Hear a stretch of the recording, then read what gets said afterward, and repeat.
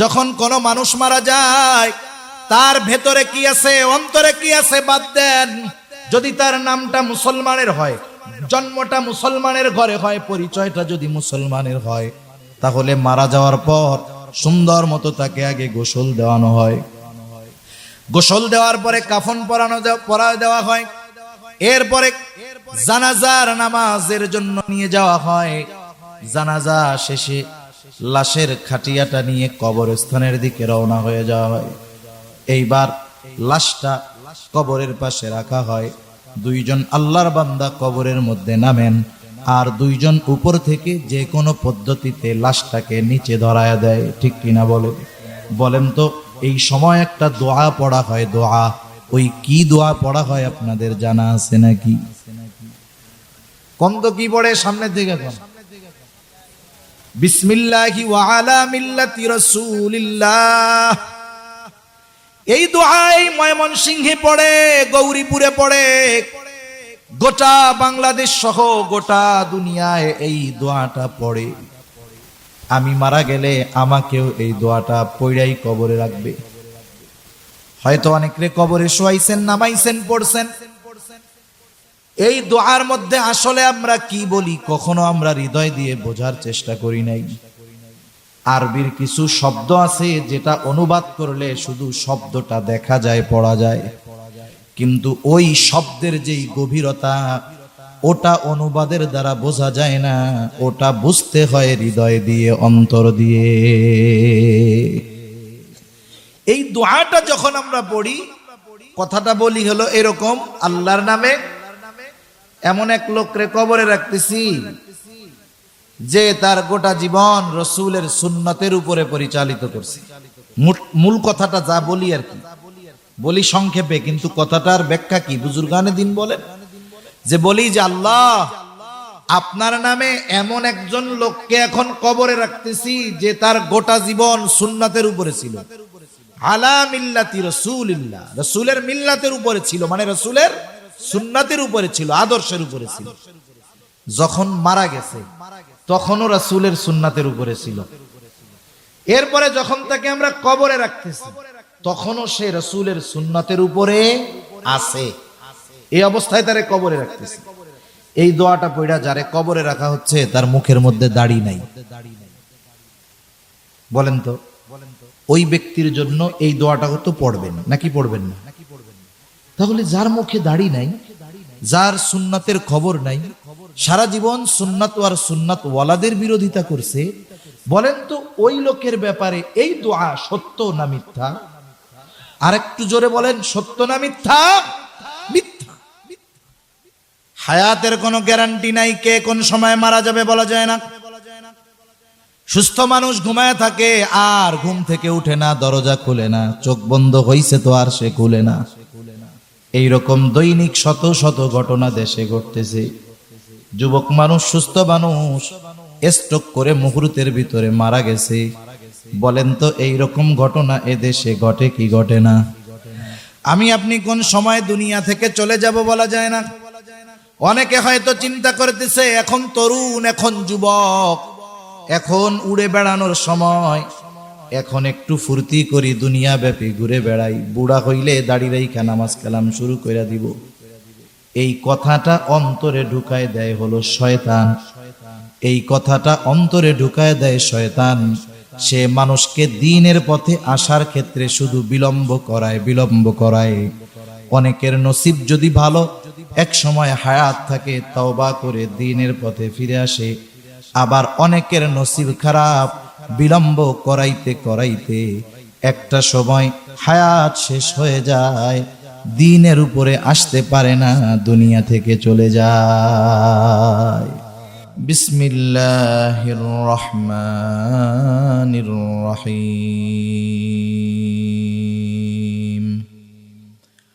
লাকাদ জাআকুম রাসূলুম মিন আনফুসিকুম আজিজুন আলাইহি মা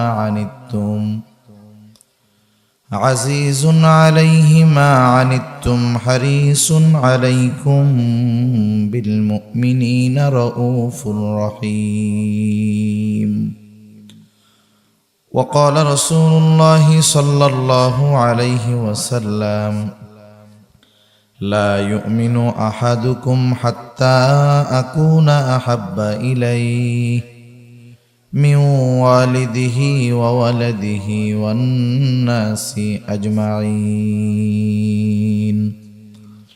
أو كما قال النبي صلى الله عليه وسلم اللهم صل على محمد وعلى آل محمد كما صليت على إبراهيم وعلى آل إبراهيم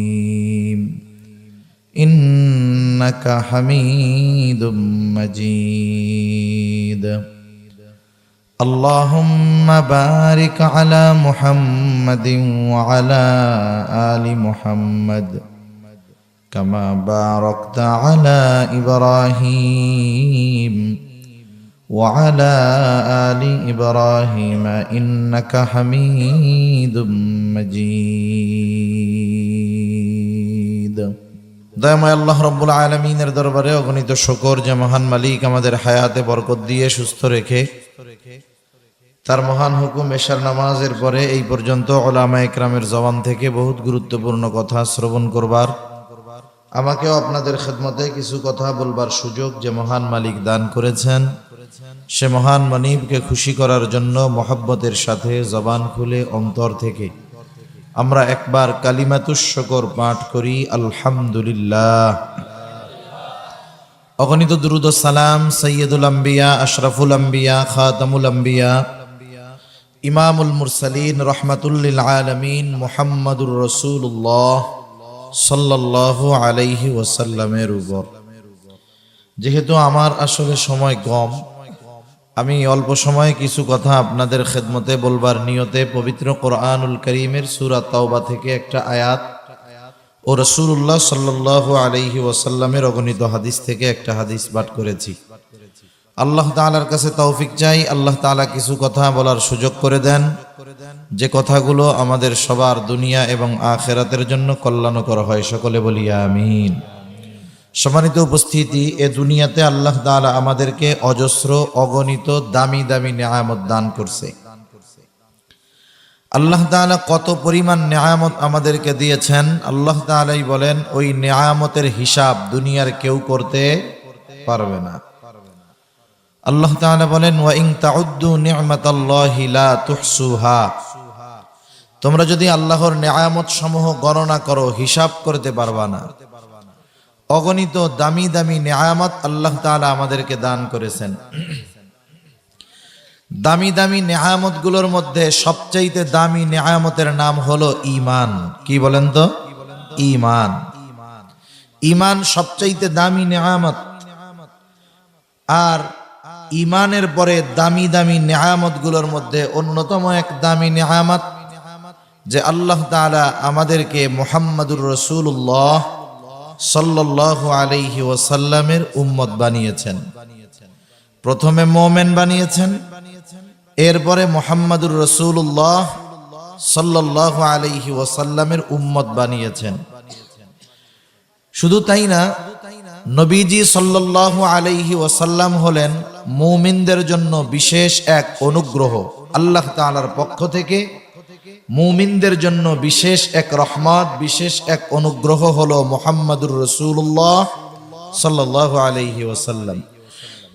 এই কথা আল্লাহ তাআলা কোরআনুল কারীমের মধ্যে বলেন লাকাদ মান্নাল্লাহু আলাল মুমিনিনা ইয বা'আসা ফীহিম রাসূলাম মিন আনফুসিহিম। আল্লাহ রাব্বুল আলামিন বলেন মুমিনদের জন্য আল্লাহ তাআলার বিশেষ অনুগ্রহ যে আল্লাহ তাআলা তাদের মধ্য থেকে একজন রাসূল প্রেরণ করেছেন। রাসূল আকরাম সাল্লাল্লাহু আলাইহি ওয়াসাল্লাম মুমিনদের জন্য বিশেষ অনুগ্রহ, তবে তিনি গোটা সৃষ্টি জগতের জন্য দয়া রহমত।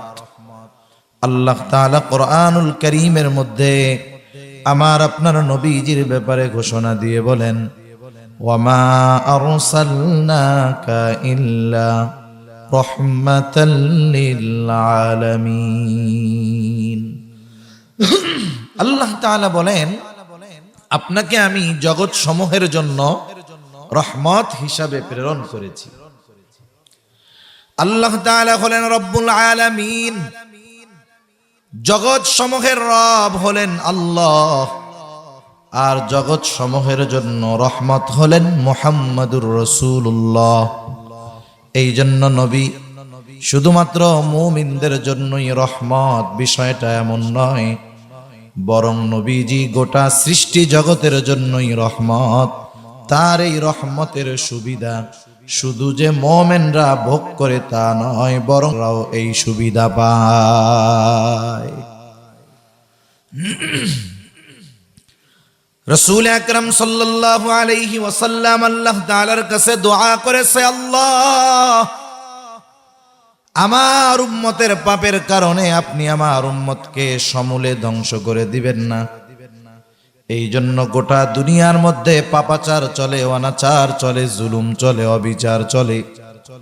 আল্লাহ তাআলা মাঝে মধ্যে হালকা পাতলা নড়া দিয়ে একটু সতর্ক করে দেয়, কিন্তু আল্লাহ তাআলা গুনার কারণে, অপরাধের কারণে উম্মতে মুহাম্মাদীকে সমূলে নির্মূল করে দেন না।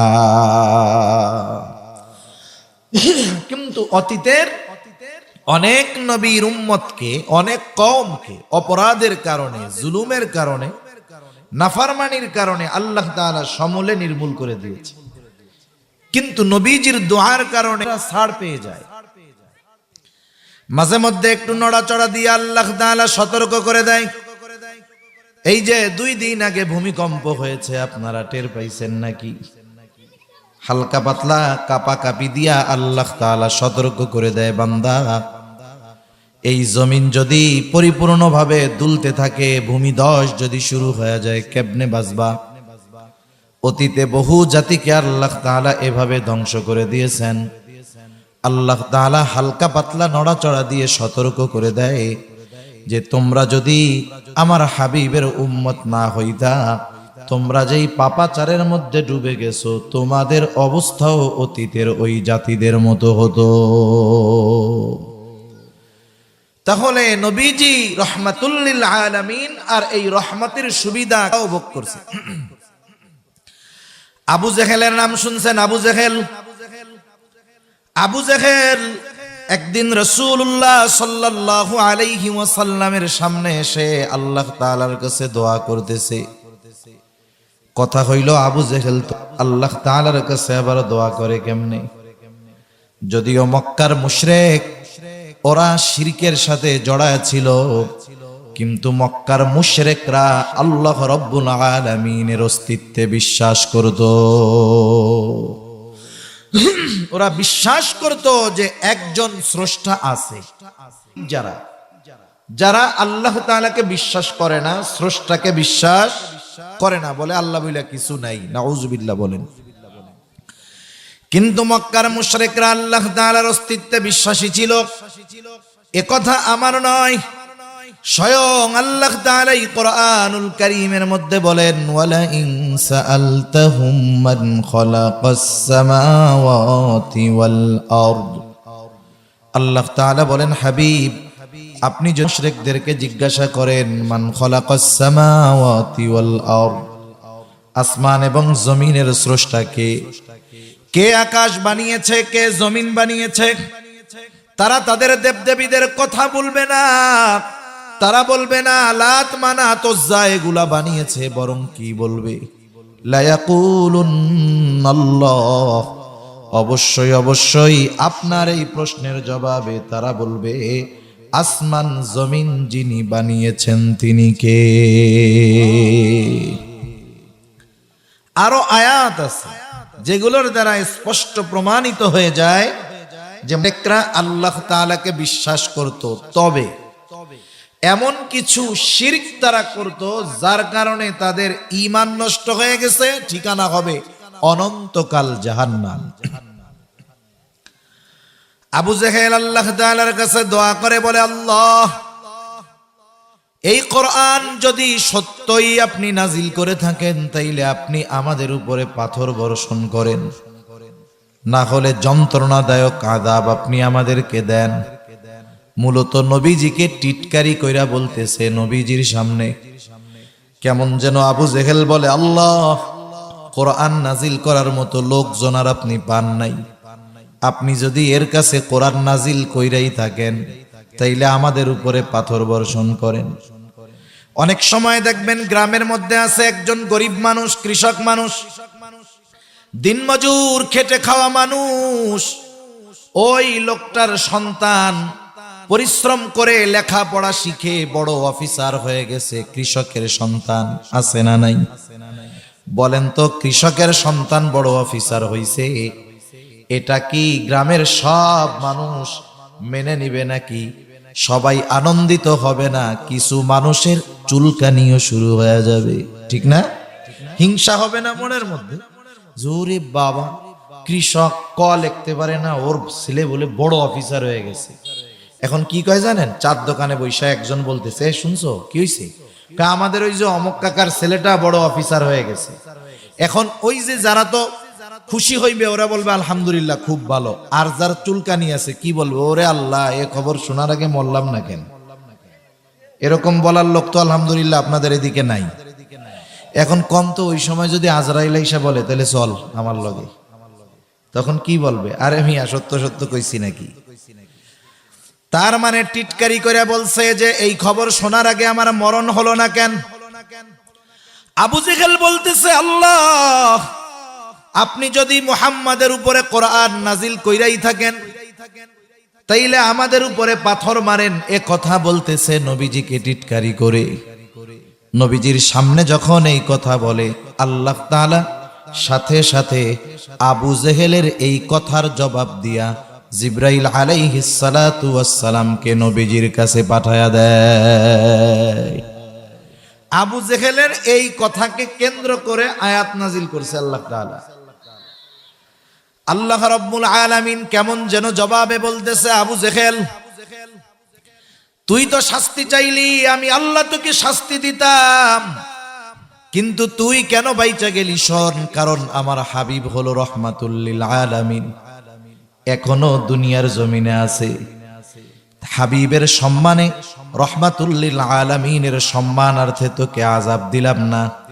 এই কথাটাই একটু অন্যভাবে আল্লাহ তাআলা নবীজির জবান দিয়ে বের করেন। আল্লাহ তাআলা বলেন, ওয়ামা কানাল্লাহু লিয়ুআযযিবাহুম ওয়া আনতা ফীহিম। আল্লাহ তাআলা বলেন, হাবিব, ওরা তো আযাব চায়, কিন্তু ওদেরকে আপনি শোনায় দেন আপনি রহমাতুল লিল আলামিন, আপনি হলেন রহমত। এই কারণে আপনি যতক্ষণ তাদের মধ্যে আছেন শুধুমাত্র আপনার সম্মানার্থে আমি ওদের আযাব দিব না। কিন্তু পরবর্তীতে ছাড় নাই, কিন্তু এখন দেই না কেন? আপনি তো রহমত, দুনিয়ায় আছেন, আর আপনি গোটা সৃষ্টি জগতের জন্য রহমত, সেজন্য দুনিয়ায় আছেন রহমত, আর আমি আল্লাহ গজব দিব, এটা হইতে পারে না। সুবহানাল্লাহ। তাহলে বলেন, আবু জেহেল আযাব থেকে বাঁচছে কার জন্য? নবীজির জন্য, ঠিক কিনা বলেন? কারণ নবীজি হলেন রাহমাতুল লিল আলামিন, বিশেষ করে মুমিনদের জন্য বিশেষ অনুগ্রহ। কেন অনুগ্রহ নবীজি আমাদের জন্য? কারণ দেখেন, নবীজি কিন্তু আমাদেরও ভালোবাসেন। আমরা অনেক সময় আলোচনা শুনি, বলি, করি যে আমরা নবীজিকে ভালোবাসবো। কেন ভালোবাসবো? এই কেনর জবাবের অনেকগুলো কারণের মধ্যে অন্যতম একটা কারণ হলো নবীজিও আমাদেরকে ভালোবাসে। নবীজি কতটুক ভালোবাসেন জানেন? বলেন তো, মা বাবার চাইতে কম না বেশি? আরো জোরে বলেন, কম না বেশি? আরে নবীজি আমাকে যত ভালোবাসি, আপনি আপনাকে যত ভালোবাসেন, তার চাইতে নবীজি আমাকে আপনাকে বেশি ভালোবাসে। সুবহানাল্লাহ। আব্দুল্লাহ ইবনে আমর ইবনুল আস রাদিয়াল্লাহু তাআলা আনহু থেকে বর্ণিত, তিনি বলেন, একদিন আমরা মজলিসের মধ্যে বসে আছি, রাসূলুল্লাহ সাল্লাল্লাহু আলাইহি ওয়াসাল্লাম হঠাৎ তিলাওয়াত করতেছেন কোরআন থেকে।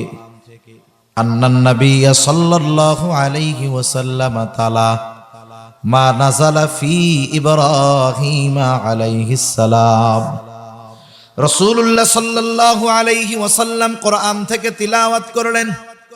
আল্লাহ তাআলা যা ইব্রাহিম আলাইহিস সালাতু ওয়াস সালামের ব্যাপারে নাজিল করেছেন, কি নাজিল করেছেন? আল্লাহ ইব্রাহিম আলাইহিস সালাম তার গুনাহগার উম্মতের জন্য আল্লাহ তাআলার কাছে দোয়া করেছে।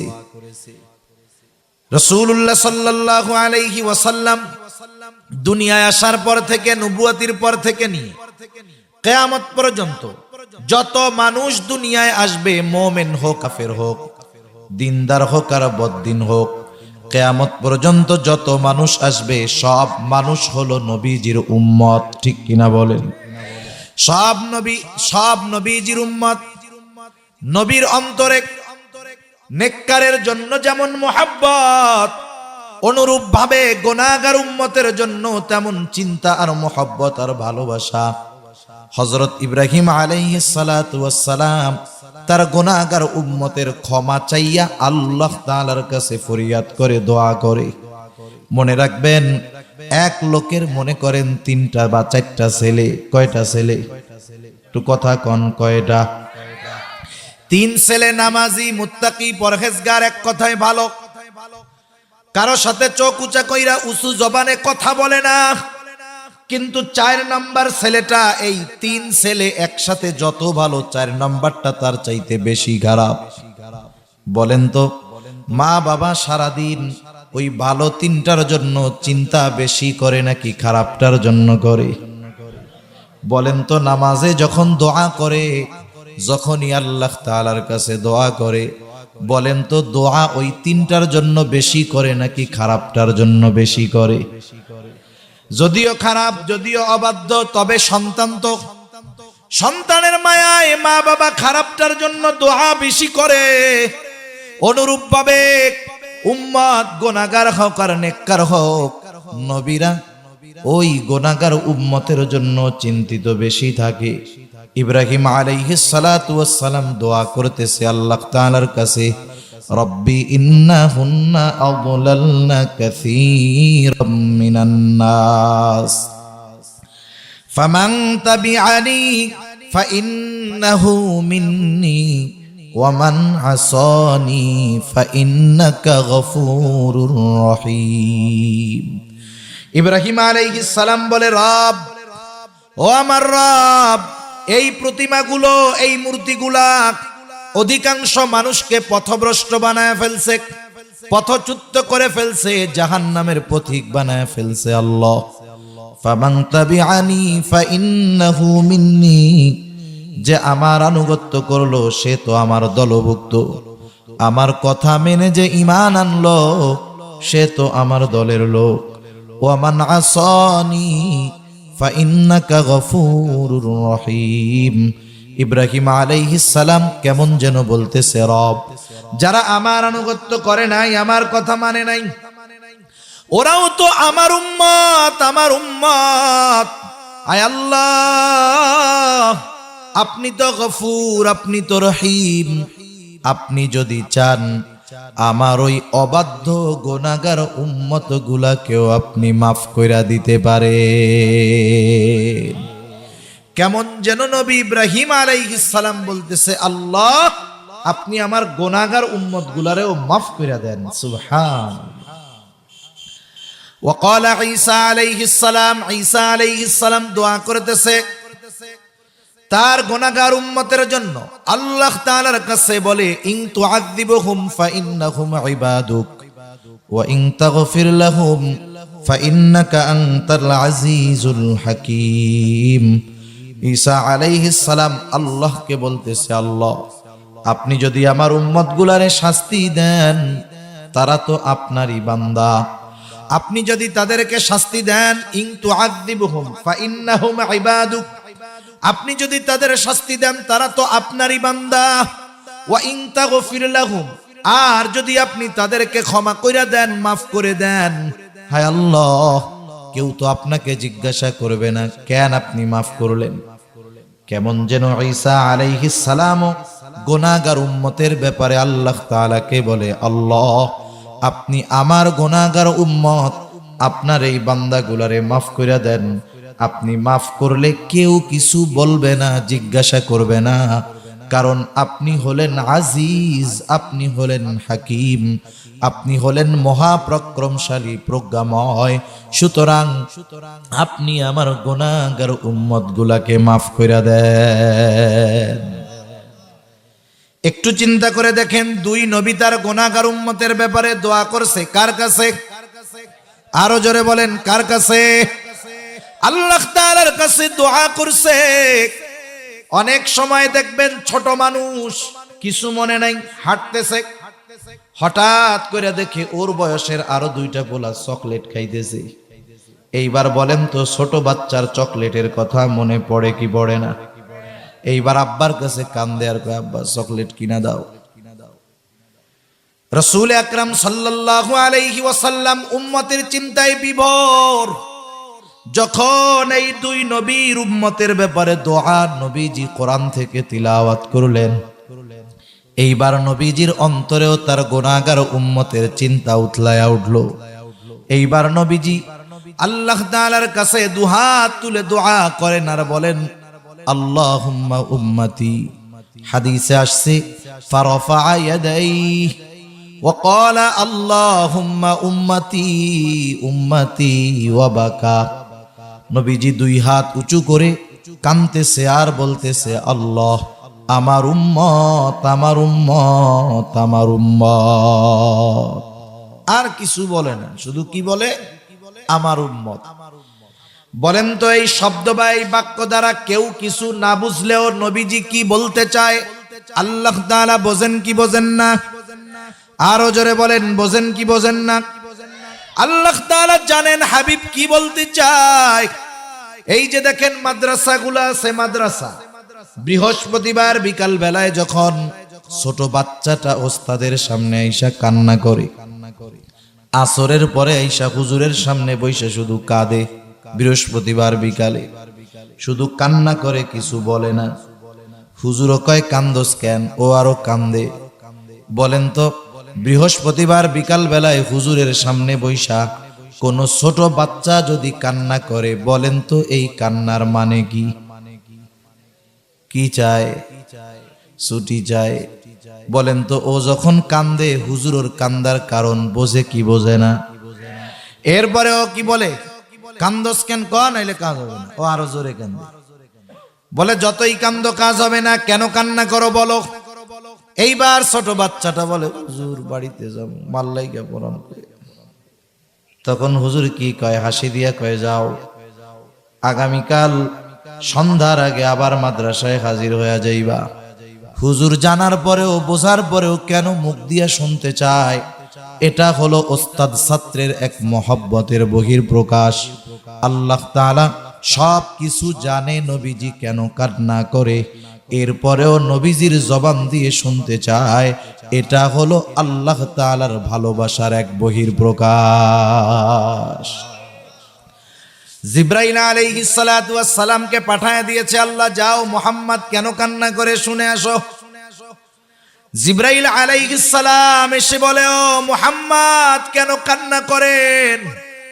যদিও আপনার কারণ আল্লাহ তাআলা জানে, এরপরেও আপনার জবান দিয়ে শুনতে চায়। নবীজি এইবার কান্নার কারণ বললেন। এক কথায় উম্মতের জন্য যা বলার দরকার সব বললেন। জিবরাইল আলাইহিস সালাম আল্লাহ তাআলার কাছে গিয়ে সব কথা খুলে বললেন। আল্লাহ তাআলা জিবরাইলকে জানায় দিলেন, জিবরাইল যাও, আমার হাবিবকে মুহাম্মদকে গিয়ে জানায় দাও, অচিরেই আমি তাকে তার উম্মতের ব্যাপারে সন্তুষ্ট করব, আমি কখনোই তাকে অসন্তুষ্ট করব না। রাসূলুল্লাহ সাল্লাল্লাহু আলাইহি ওয়াসাল্লাম সব সময় আমাদের জন্য যেটা কল্যাণকর সেইটার ব্যবস্থা করে দেন। নবীজির কাছে নবীজি বলেন, আল্লাহ তাআলা প্রত্যেকটা উম্মতকে একটা বিশেষ দোয়া করার সুযোগ দিয়েছে তার উম্মতের ব্যাপারে, এবং নিশ্চয়তা দিয়ে দিয়েছেন ওই দোয়াটা অবশ্যই কবুল করা হবে। প্রত্যেকটা নবী উম্মতের ব্যাপারে ওই দোয়া দুনিয়ায় করে ফেলছে, কেউ বাকি রাখে নাই। নবীজি বলেন, আমি আমার দোয়াটাকে সংরক্ষণ করে রাখছি, কিয়ামতের দিন ওই দোয়াটাকে সুপারিশের রূপ দিয়া আমার গুনাহগার উম্মতের নাজাতের ব্যবস্থা আমি করব। শুধু তাই না, নবীজির উম্মতের প্রতি কেমন মায়া, কেমন দয়া। উম্মতের দ্বারা আঘাত পাওয়ার পরেও নবী উম্মতের জন্য বদদোয়া করেন নাই। যখন মক্কার মানুষেরা নবীজির কথা মানে না, ঈমান আনে না, নবীজি চলে গেছেন তায়েফ। তায়েফে যাবার পর তায়েফের মানুষও নবীজির কথা মানে না। দলে দলে বড় বড় ধারালো পাথর নবীজির গায়ে আঘাত করতেছে। পাথরের আঘাত এতটা জটিল ছিল, আয়েশা সিদ্দিকা রাদিয়াল্লাহু তাআলা আনহা একদিন নবীজির গায়ে দেখতে পাইলেন দাগ। জিজ্ঞাসা করতেছে, ইয়া রাসূলুল্লাহ, আপনার কি কখনো বসন্ত হয়েছিল নাকি? নবীজি বলেন, না আয়েশা, আমার কখনো তো বসন্ত হয় নাই। তাহলে ইয়া রাসূলুল্লাহ, পিঠের মধ্যে এই দাগগুলো কিসের? নবীজি বললেন, আয়েশা, আমি যখন দ্বীনের দাওয়াত দেওয়ার জন্য তায়েফে গেলাম, তায়েফের মানুষ বুঝতে পারে নাই তারা আমাকে যে পাথর নিক্ষেপ করেছিল এই দাগ হলো তাদের পাথর নিক্ষেপের আঘাতের দাগ। এর দ্বারা কি বোঝা যায়? পাথর গর্ত হয়ে চোক্কা চোক্কা পাথর আঘাত লাগছে, ওটা ছিদ্র হয়েছে, গায়ে ক্ষত হয়েছে, রক্ত বের হয়েছে।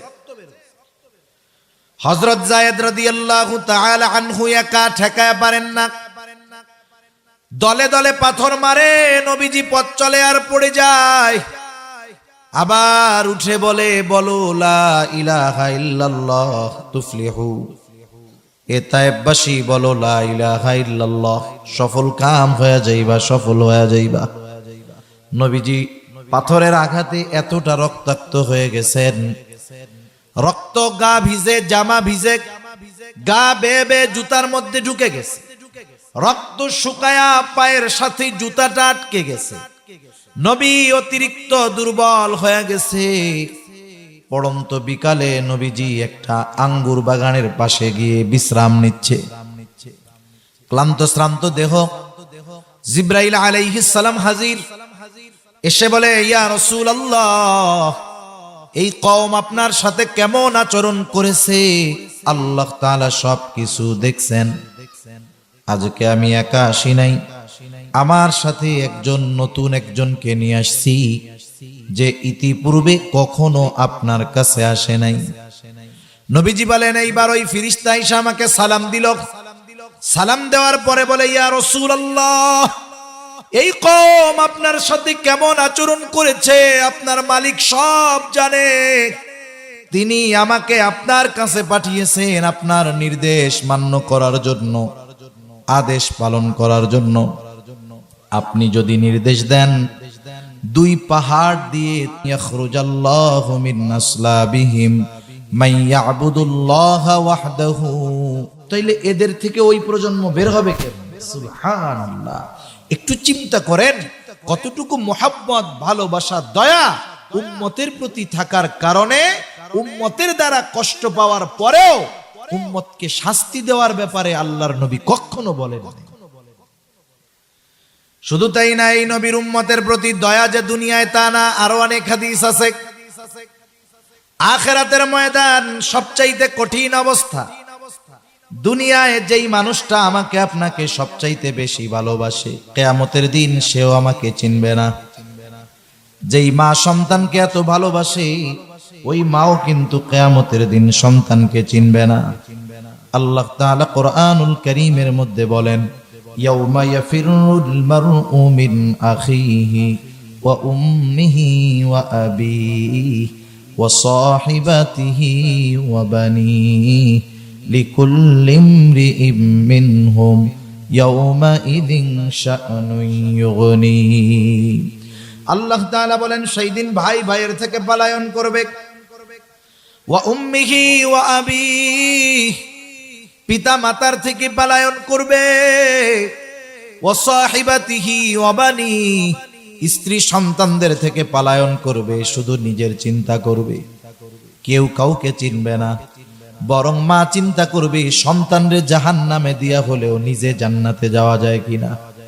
ওই কঠিন মুসিবতের দিন যেই দিন আমার আপনজন কেউ আমাকে চিনবে না, ওই কঠিন মুসিবতের দিনও নবীজি তার উম্মতকে ভুলবে না। হাদিসের মধ্যে আসছে নবীজি একবার হাউজে কাউসারের কাছে দৌড়ায় চলে যাবে, না জানি তার কোন উম্মত পানি পান থেকে মাহরুম হয়ে যায় কিনা।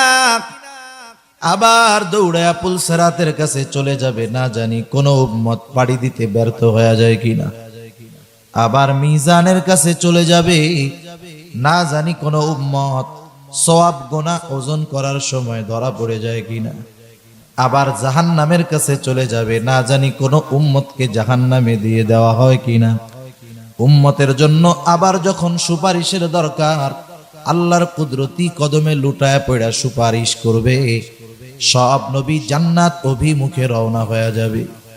সবাই জান্নাতের দোরগোড়ায় উপস্থিত হয়ে যাবে, জান্নাতের দরওয়াজা বন্ধ, খোলা হবে না। জিজ্ঞাসা করা হবে, কেন জান্নাতের দরজা খোলো না? জান্নাতের পাহারাদার বলবে, যিনি আসলে খোলা হবে তিনি এখনো আসেন নাই। তিনি কে? তিনি কোথায় আছে? বলে, তিনি হলেন আখিরি জামানার নবী মুহাম্মাদুর রাসূলুল্লাহ সাল্লাল্লাহু আলাইহি ওয়াসাল্লাম। কোথায় উনি? উনি এখনো হাসরের ময়দানে। নবীজি যতক্ষণ না তার ওই উম্মত যার যাররা পরিমাণ ঈমান আছে, তার জন্য যতক্ষণ না জান্নাতের নিশ্চয়তা আল্লাহ তাআলার কাছ থেকে তিনি পাবেন, ততক্ষণ পর্যন্ত নবী নিজে জান্নাতে প্রবেশ করবে না। আর মা বাপ কি করবে? বলবে, আমার পোলারে জাহান্নামে দিয়া হইলেও আল্লাহ আমারে বাঁচান। একজন তো এটা বলবে কিয়ামতের দিন, হাদিসের মধ্যে আসছে, তাফসীরেও আসছে, যে বলবে, আল্লাহ সারা দুনিয়ার সব মানুষকে জাহান্নামে দিয়া হইলেও আপনি আমার জান্নাতে দিয়া দেন। ওই কঠিন দিন আল্লাহ তাআলা এমন এক নবী আমাদের দিলেন, ওই নবী ওই দিন আমাদের ভুলবে না। নবী আমাদের কি পরিমাণ ভালোবাসে, দুনিয়ার মানুষের কথা বাদ দেন, হাদিসের কথাও রাখেন। নবী যে আমাদের কি পরিমাণ ভালোবাসে, এ ভালোবাসার সাক্ষ্য দিয়েছেন স্বয়ং আল্লাহ। কে বলেন? আরো জোরে বলেন, কে? আল্লাহ তাআলা বলেন, লাকাদ জাআকুম রাসূলুম মিন আনফুসিকুম আজিজুন আলাইহি মা আনিতুম হারিস। আল্লাহ তাআলা বলেন, তোমাদের জন্য তোমাদের মধ্য থেকে এমন একজন রাসূলের আগমন ঘটেছে, আজিজুন আলাইহি মা আনিতুম, তোমাদের জন্য যেটা যন্ত্রণার, যেটা কষ্টের, সেটা তার জন্য কষ্টের। সোজা কথা হলো, উম্মত যেটাতে কষ্ট পায়, নবীজিও সেটাতে কষ্ট পায়।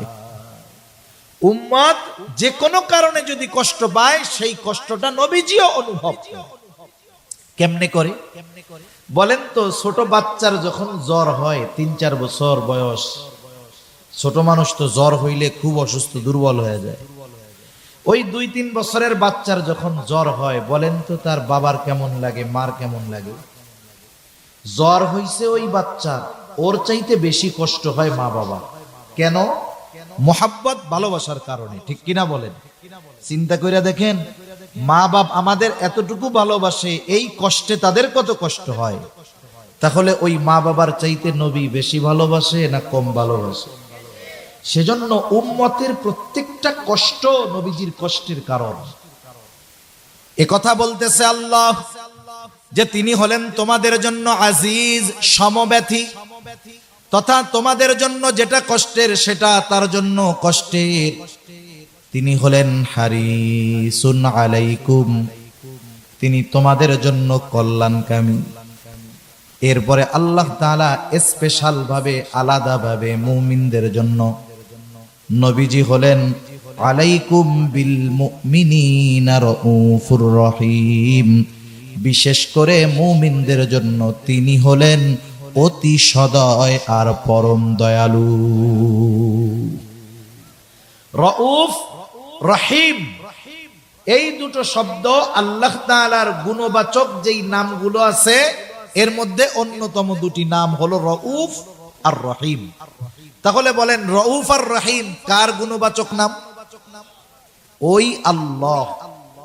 নবীজির উম্মতের প্রতি কেমন দরদ এ কথা বোঝাতে গিয়ে নিজের সাথে ব্যবহৃত শব্দ রউফ রহিম নবীজির সাথে শানে ব্যবহার করেছেন। সুবহানাল্লাহ। বুঝেন এ কথা কি জিনিস? এ কথা কি বুঝতেছেন আপনারা? আল্লাহ বলতেছে যে এমন নবী তোমাদের কাছে আসছে যেই নবী হলেন মুমিনদের জন্য অতি সদয় আর পরম দয়ালু। কে বলতেছে এই কথা? তাহলে নবীজির আমাদের প্রতি ভালোবাসার পরিমাণ কত বেশি এটা বুঝতে কি আমাদের বাকি আছে? এখন আসেন, নবীজিকে কেন ভালোবাসবো? আমি যৌক্তিক কারণের কথা বলেছিলাম শুরুতে, যে যেহেতু উনি আমাদের সর্বোচ্চ ভালোবাসেন, আমাদেরকেও ওনাকে সর্বোচ্চ ভালোবাসার দরকার আছে না নাই? নবীজির প্রতি উম্মতের ভালোবাসা এটা মুমিনের ঈমানের দাবি। একজন মানুষ নিজেকে ঈমানদার দাবি করবে আর নবীজিকে ভালোবাসবে না, এটা হতেই পারে না। এই জন্য নবীজি হাদিসের মধ্যে আমাদের জানায়া দেন, লা ইউমিনু আহাদুকুম হাত্তা আকুনা আহাব্বা ইলাইহি মিন ওয়ালিদিহি ওয়া ওয়ালাদিহি ওয়ান নাসি আজমাইন। আল্লাহ রাব্বুল আলামিনের নবী বলেন, তোমাদের মধ্যে কেউ ততক্ষণ পর্যন্ত মুমিন হতে পারবে না যতক্ষণ না সে তার সন্তান সন্ততি পিতা মাতা এক কথা সকলের চাইতে আমি নবীকে বেশি ভালো না বাসবে। দুনিয়ায় অনেক সময় মা বাবাকে ভালোবাসতে হয়, ঠিক আছে, কিন্তু দ্বীনের কারণে মা বাবার বিরুদ্ধে আচরণ করতে হয়। সাহাবায়ে কেরাম দেখা গেছে দ্বীনের জন্য, ইসলামের জন্য বাবার বিরুদ্ধে তলোয়ার ধরছে। আবু উবাইদা ময়দানে বাবারে ছাড় দেয় নাই। জাররা হলো বাবের নাম। দেখে নবীর দিকে আক্রমণ করার চেষ্টা করে। আবু উবাইদা চিন্তা করছে এ লোকের অভ্যাস তো ভালো না। এক দুইবার যখন দেখছে, তৃতীয়বার দেখার পর আর সহ্য হয় নাই। এইবার যুদ্ধের ময়দানে নিজের হাতে নিজের বাপকে দুনিয়া থেকে বিদায় করে দিয়েছে। কার মহব্বতে? নবীর মহব্বতে। দেখেন, মা বাবাকে ভালোবাসতে হবে। দ্বীনের কারণে যদি ওই মা বাবার বিরুদ্ধে লড়াইয়ে যাইতে হবে, ঠিক কিনা বলেন? সেজন্য দুনিয়ার সম্পর্কের ভালোবাসা আপ ডাউন হয়। কখনো ভালোবাসা জরুরি হয়, কখনো বিরোধিতা জরুরি হয়, কিন্তু নবীর প্রতি ভালোবাসা কখনো ডাউন হয় না, বরং নবীর প্রতি ভালোবাসা শুধু বাড়তেই হয়। কারণ নবীর প্রতি ভালোবাসা হলো মুমিনের ঈমানের দাবি। এজন্য নবীও জানায় দেন, তোমরা যতক্ষণ না সব কিছুর চাইতে আমি নবীকে বেশি ভালো না বাসতে পারবা, ততক্ষণ পর্যন্ত তোমরা মুমিন হতে পারবা না। তাহলে বলেন, নবীজিকে সর্বোচ্চ বেশি ভালোবাসার দরকার আছে না নাই? হাদিসের আলোকে বাসতে হবে, বরং নিজের জীবনের চাইতে নবীকে বেশি ভালোবাসতে হবে। এখন নবীকে কেমনে ভালোবাসবো? যাকে সামনে পাওয়া যায় তাকেই তো বেশি ভালোবাসা যায়। সাহাবায়ে কেরাম নবীজিকে সামনে পাইছে, আবু বকর ঘরের সব সম্পদ আইনা নবীর সামনে রাইখা দিছে। সাহাবায়ে কেরাম নবীকে সামনে পাইছে। উহুদের ময়দানে নবীজি যখন গর্তে পড়ে গেছে, হযরত তালহা নিজের বুকটাকে নবীজির জন্য ঢাল বানায়া দিয়েছে। আমরা তো নবীজিকে সামনে পাই নাই, কেমনে ভালোবাসবো? নবীজিও জানতেন আমার উম্মত চিন্তা করবে কেমনে তারা আমাকে ভালোবাসবে। এই জন্য নবীজি তাকে ভালোবাসার পদ্ধতিও আমাদের জানায় দিয়েছেন। ওই পদ্ধতি যারা অবলম্বন করবে, দুনিয়াতে তারাই আশিকে রাসূল তথা নবীর মহব্বতকারী হিসাবে গণ্য হবে। তাহলে কারা কারা নবীজিকে ভালোবাসতে রাজি? হাত উঁচা করি। নারায়ে তাকবীর, নারায়ে তাকবীর। মাশাআল্লাহ, হাত নামাই। কারণ এটা তো আর না করার সুযোগ নেই।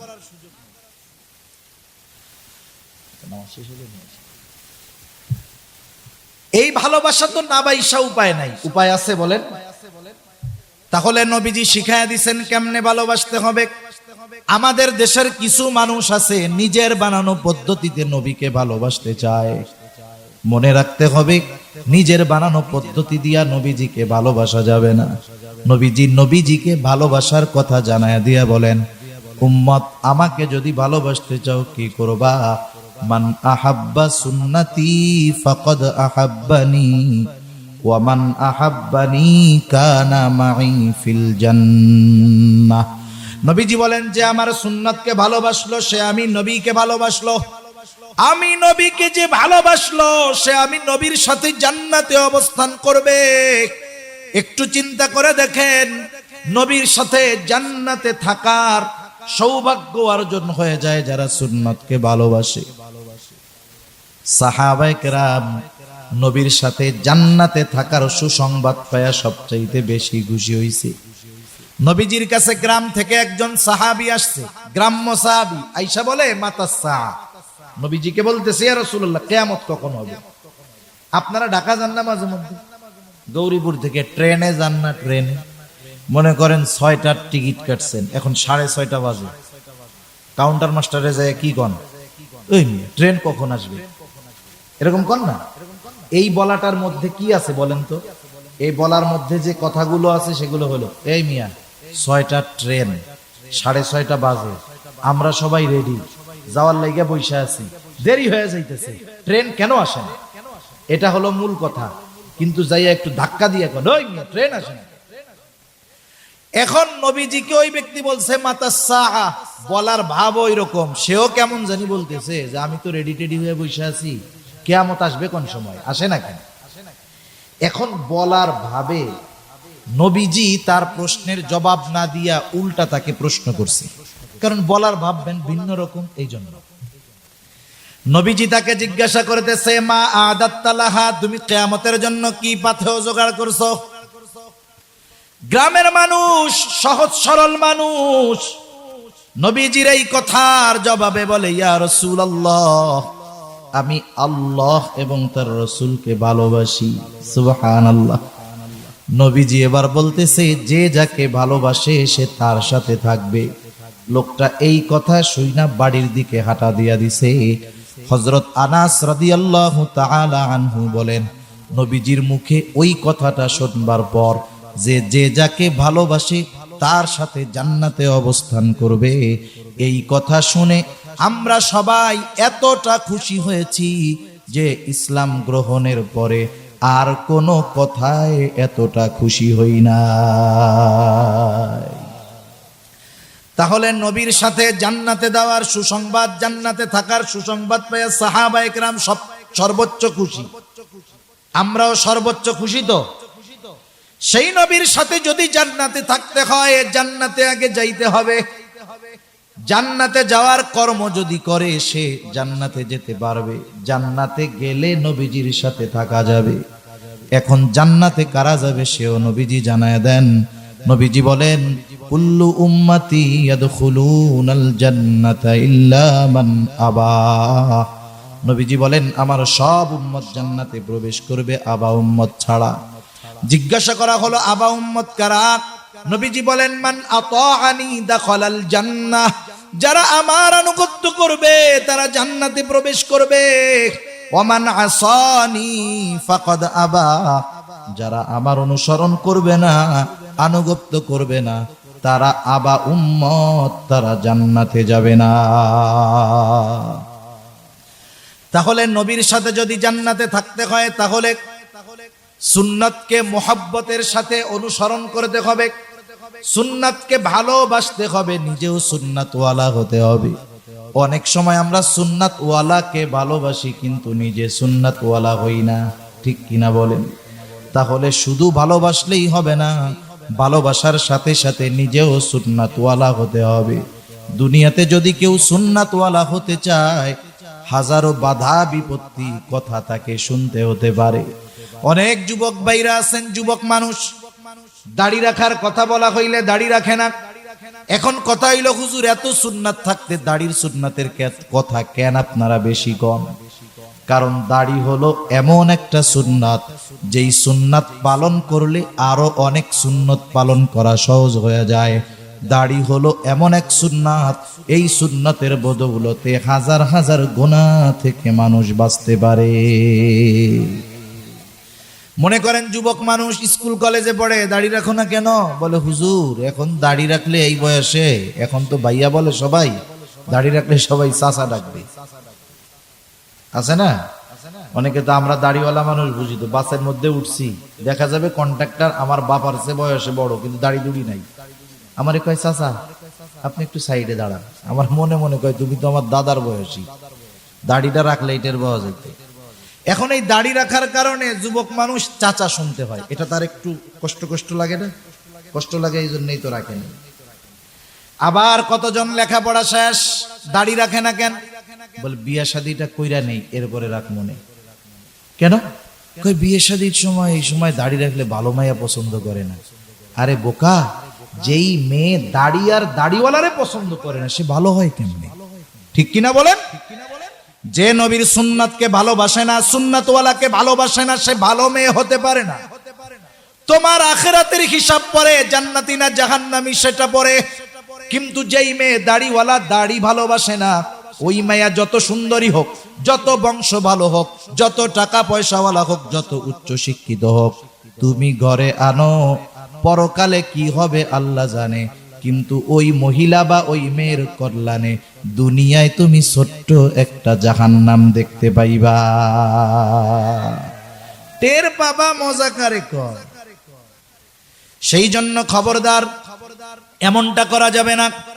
দুনিয়ায় কেউ যদি দাড়ির জন্য, সুন্নতের জন্য তিরস্কার করে, কিয়ামতে এটা পুরস্কার পাওয়ার কারণ হবে। নবীজির সুন্নাত মানতে গিয়া যদি তিরস্কার মানুষের কাছে হইতে হয়, এটা সৌভাগ্যের ব্যাপার হতে পারে। এই তিরস্কারটা আমার আপনার নাজাতের কারণ হতে পারে। ঠিক কিনা বলেন? সর্বশেষ একটা কথা বলে আলোচনা শেষ করি। একটু হৃদয় দিয়ে কথাগুলো ভাববেন। আপনাদের অঞ্চলে মাঝে মধ্যে লোকজন মারা যায় কি যায় না? যখন কোনো মানুষ মারা যায়, তার ভেতরে কি আছে, অন্তরে কি আছে বাদ দেন। যদি তার নামটা মুসলমানের হয়, জন্মটা মুসলমানের ঘরে হয়, পরিচয়টা যদি মুসলমানের হয়, তাহলে মারা যাওয়ার পর সুন্দর মতো তাকে আগে গোসল দেওয়ানো হয়। গোসল দেওয়ার পরে কাফন পরায় দেওয়া হয়। এরপরে জানাজার নামাজের জন্য নিয়ে যাওয়া হয়। জানাজা শেষে লাশের খাটিয়াটা নিয়ে কবরস্থানের দিকে রওনা হয়ে যাওয়া হয়। এইবার লাশটা কবরের পাশে রাখা হয়। দুইজন আল্লাহর বান্দা কবরের মধ্যে নামেন, আর দুইজন উপর থেকে যে কোনো পদ্ধতিতে লাশটাকে নিচে ধরায়া দেয়। ঠিক কিনা বলেন তো? এই সময় একটা দোয়া পড়া হয়। দোয়া, ওই কি দোয়া পড়া হয় আপনাদের জানা আছে নাকি? কোন তো কি পড়ে? সামনের দিকে কোন? বিসমিল্লাহি ওয়া আলা মিল্লাতি রাসূলিল্লাহ। এই দোয়া এই ময়মনসিংহে পড়ে, গৌরীপুরে পড়ে, গোটা বাংলাদেশ সহ গোটা দুনিয়ায় এই দোয়াটা পড়ে। আমি মারা গেলে আমাকেও এই দোয়াটা পড়াই কবরে রাখবে। হয়তো অনেকে কবরে শোয়াইছেন, নামাইছেন, পড়ছেন।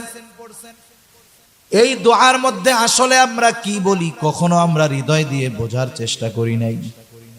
আরবির কিছু শব্দ আছে যেটা অনুবাদ করলে শুধু শব্দটা দেখা যায়, পড়া যায়, কিন্তু ওই শব্দের যেই গভীরতা, ওটা অনুবাদের দ্বারা বোঝা যায় না। ওটা বুঝতে হয় হৃদয় দিয়ে, অন্তর দিয়ে।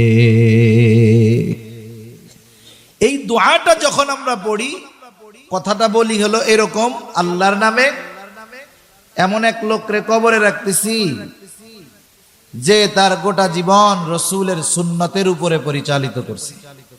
মূল কথাটা যা বলি আর কি, বলি সংক্ষেপে, কিন্তু কথাটার ব্যাখ্যা কি বুজুর্গানে দিন বলেন, যে বলি যে আল্লাহ আপনার নামে এমন একজন লোককে এখন কবরে রাখতেছি যে তার গোটা জীবন সুন্নতের উপরে ছিল, আলা মিল্লাতি রাসূলিল্লাহ, রাসূলের মিল্লাতের উপরে ছিল, মানে রাসূলের সুন্নতের উপরে ছিল, আদর্শের উপরে ছিল। যখন মারা গেছে তখনও রাসূলের সুন্নতের উপরে ছিল। এরপরে যখন তাকে আমরা কবরে রাখতেছি তখনও সে রাসূলের সুন্নতের উপরে আছে। এই অবস্থায় তারে কবরে রাখতেছি। এই দোয়াটা পড়া যারে কবরে রাখা হচ্ছে তার মুখের মধ্যে দাড়ি নাই। বলেন তো, ওই ব্যক্তির জন্য এই দোয়াটা তো পড়বেন নাকি পড়বেন না? তাহলে যার মুখে দাড়ি নাই, যার সুন্নাতের খবর নাই, সারা জীবন সুন্নাত আর সুন্নাত ওয়ালাদের বিরোধিতা করছে, বলেন তো ওই লোকের ব্যাপারে এই দোয়া সত্য না মিথ্যা? আর একটু জোরে বলেন, সত্য না মিথ্যা? মিথ্যা। হায়াতের কোনো গ্যারান্টি নাই, কে কোন সময় মারা যাবে বলা যায় না। সুস্থ মানুষ ঘুমায় থাকে আর ঘুম থেকে উঠে না, দরজা খুলে না, চোখ বন্ধ হইছে তো আর সে খুলে না। এইরকম দৈনিক শত শত ঘটনা দেশে ঘটতেছে। যুবক মানুষ, সুস্থ মানুষ স্ট্রোক করে মুহূর্তের ভিতরে মারা গেছে। বলেন তো এইরকম ঘটনা এ দেশে ঘটে কি ঘটে না? আমি আপনি কোন সময় দুনিয়া থেকে চলে যাব বলা যায় না। অনেকে হয়তো চিন্তা করতেছে এখন তরুণ, এখন যুবক, এখন উড়ে বেড়ানোর সময়, এখন একটু ফুর্তি করি, দুনিয়া ব্যাপী ঘুরে বেড়াই, বুড়া হইলে দাড়ি রাইখা নামাজ কালাম শুরু করে দিব। এই কথাটা অন্তরে ঢুকায় দেয় হলো শয়তান। এই কথাটা অন্তরে ঢুকায় দেয় শয়তান। সে মানুষকে দ্বীনের পথে আসার ক্ষেত্রে শুধু বিলম্ব করায়। অনেকের নসিব যদি ভালো, এক সময় হায়াত থাকে, তওবা করে দ্বীনের পথে ফিরে আসে। আবার অনেকের নসিব খারাপ, বিলম্ব করাইতে একটা সময় হায়াত শেষ হয়ে যায়, দ্বীনের উপরে আসতে পারে না, দুনিয়া থেকে চলে যায়। সেজন্য আমাদের অন্তরে যদি এই কথাগুলো আসে, আমাদের অন্তরে যদি এই কথাগুলো আসে যে এখন একটু ঘোরাফেরা করি, কয়দিন পরে ভালো হয়ে যাব, দাড়ি রাখবো, নামাজ পড়বো, হজ করব, তাবলিগে যায় ভালো হব, খবরদার, দেরি করা যাবে না। বলা যায় না আজকের রাতটাই আমার আপনার শেষ রাত হতে পারে, আগামী দিনের সূর্যোদয় হয়তো নসিবে আর নাও হতে পারে, ঠিক কিনা বলেন? এজন্য আমরা সুন্নাতের অনুসারী হব। যারা সুন্নাতওয়ালা, অনেক যুবক মানুষ দাড়ি দুড়ি নাই, সুন্নাত অনুযায়ী চলে না। আবার অনেক যুবক আছে চলে কি চলে না? চলে। এবার তোমরা যারা সুন্নাতের উপরে নাই, যেই যুবক দাড়ি রাখছে, সুন্নাতের উপরে চলে, ওরে যায় জিজ্ঞাসা করবা ওর কেমন লাগে, অনুভূতিটা ওর কাছ থেকে শুনবা, দেখবা ও বলবে যে এই সুন্নাতের কারণে আমি অন্তরের মধ্যে আলাদা একটা মজা পাই, সুন্নাতের কারণে সম্মান পাই, সুন্নাতের কারণে মানুষের ভালোবাসা পাই। আরে ভাই, দুই চারটা খারাপ মানুষ দুনিয়ায় থাকবে, টুকটাক খোসা দেওয়া কথা বলবে, খবরদার তাদের কথায় কষ্ট নিয়া সুন্নাত থেকে দূরে সরা যাবে না। দুনিয়ায় সুন্নাতের উপরে চলবে, মোল্লা বলবে যা বলে বলুক, একটু যদি চামড়া মোটা কইরা হজম করতে পারো, এই কথাগুলাই পরকালে নাজাতের কারণ হয়ে যাবে ইনশাআল্লাহ। তাহলে নবীজি আমাদেরকে আমাদের মা বাবা তথা আমাদের জীবনের চাইতেও বেশি ভালোবাসেন, ঠিক কিনা? সুতরাং আমাদেরকেও নবীজিকে সর্বোচ্চ ভালোবাসার দরকার আছে না নাই? নবীজিকে ভালোবাসবো কেমনে? নবীজি শিখায়া দিছে, বলে ভালো যদি বাসতে চাও সুন্নাতকে ভালোবাসো, জান্নাতে যদি একসাথে থাকতে চাও সুন্নাতের অনুসরণ করো। তোমরা যদি সুন্নাতকে মহব্বতের সাথে অনুসরণ করো, আমি নবীকে ভালোবাসা হবে। আমি নবীকে যদি ভালোবাসা হয়, নবীর সাথে জান্নাতে অবস্থান করতে পারবা, আর কোনো চিন্তা নাই। সুন্নাতের উপরে যদি মওত হয়ে যায়, এর চাইতে সৌভাগ্যের আর কিছুই হতে পারে না। তাহলে আমরা নবীর সুন্নাতকে মহব্বতের সাথে কারা কারা অনুসরণ করতে রাজি? নারায়ে তাকবীর, নারায়ে তাকবীর। আল্লাহ তাআলা আমাদের সকলকে খাঁটি সুন্নাতওয়ালা হওয়ার তৌফিক দান করুন। এত আস্তে, আরো জোরে। ওয়া আখিরু দাওয়ানা আনিল হামদুলিল্লাহি রাব্বিল আলামিন।